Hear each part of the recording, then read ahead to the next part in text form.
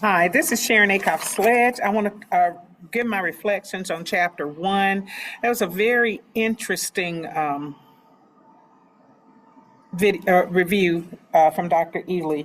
He started out with the literature search. Now, I'm a STEM person, so writing is not my strong suit. And I often wonder, why is the literature research, the literature review, the literature search, why is it necessary?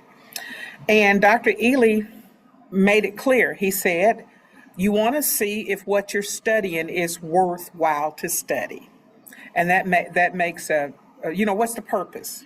What's the reason? So, for example, my interest of research is why are students not retaining math like it was done in recent years? I mean, in the past, because I can remember things from my third grade math class. I can remember different activities that I did, but sometimes my students cannot remember what we just did the day before. Sometimes it's almost as if, when I begin to teach, as if it's a new topic to them, and I'm trying to continue a topic. And I wonder what causes that. Is it because we use devices, or is there less of an emphasis on math? I just want to know why. So that's my interest for my PhD study. And I have already, before I started this program, I began to read literature that's out there. I didn't realize that was a literature search, but I have not found what answers the specific question that I have. I've found articles on how to help students retain, but I haven't found much on why they are not retaining, if that makes sense. So when Dr. Ely mentioned the literature search and the purpose, see what other people have done. He said the literature search would suggest a need to study the problem. So as you look for other literature on your topic that you're interested in, or the topic you're about to write about, is it worth studying? So, he also mentioned looking at peer-reviewed journals.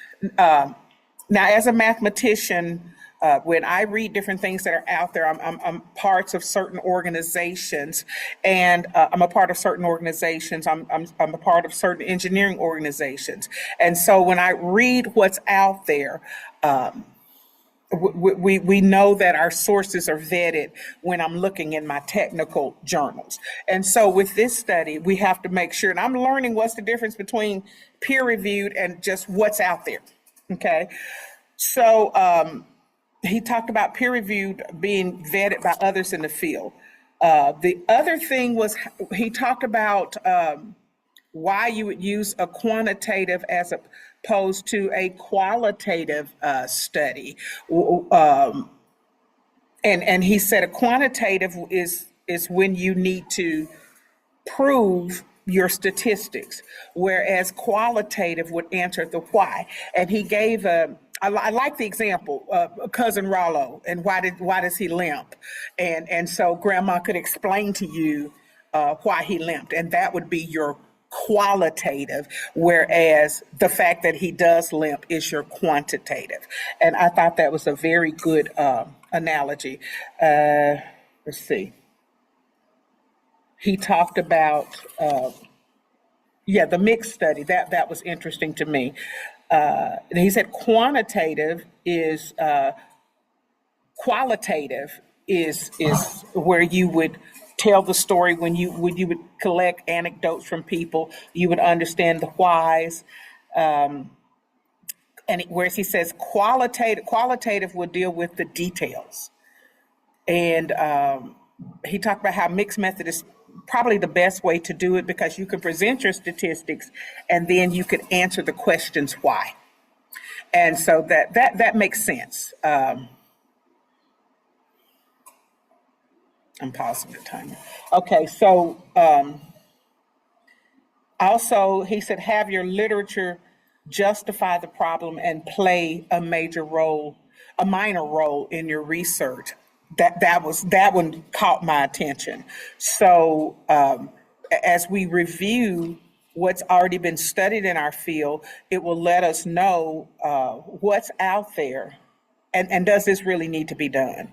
Is there enough about it already out there, or does it need to be done? And with quantitative, he said, with qualitative and quantitative, you're going to analyze your data for trends. That was qualitative.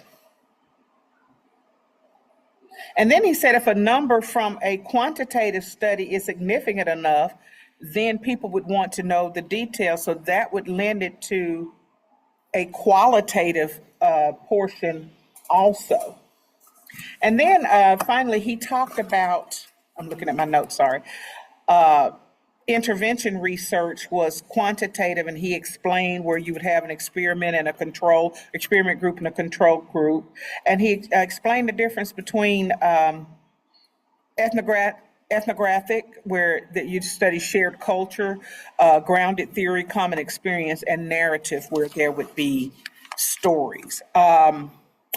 He also hit on primary sources. So as I've been reading the different articles and the different books, I'm beginning to look in the references if I need more information, because if this person is referencing a source in their paper, then maybe I need to go back and read that original source. So I've been doing that and trying to find the primary source. So if they quote whoever, I go look up whomever. All right. I think that's it. So thank you for listening.